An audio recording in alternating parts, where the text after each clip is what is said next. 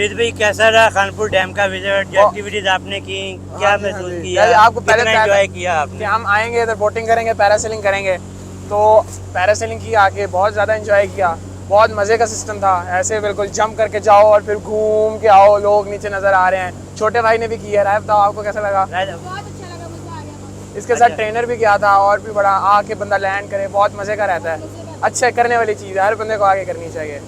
और आपका एक्सपीरियंस कैसा रहा मेरे साथ आने में टूर में? कैसा एंजॉय किया? बहुत अच्छा एक्सपीरियंस रहा आपके साथ। Everything was great.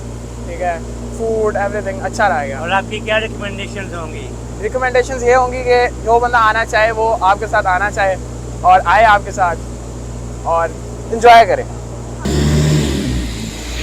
तो जी, आज हमें खानपुर डैम पे मेरा जो ग्रुप के साथ ट्रैवल कर रहा था करते टूर के लिए, आज था हमारा लास्ट डे और आज था हमारा खानपुर डैम। अभी सब लोगों ने बहुत इंजॉय किया आज के टूर को, पैरासीलिंग को, उसके बाद बोटिंग को। मैंने कहा क्यों ना मैं भी ज़रा ड्राइव करके दिखाऊँ ज़रा गैस को, और ज़रा ज़्यादा इंजॉय करें।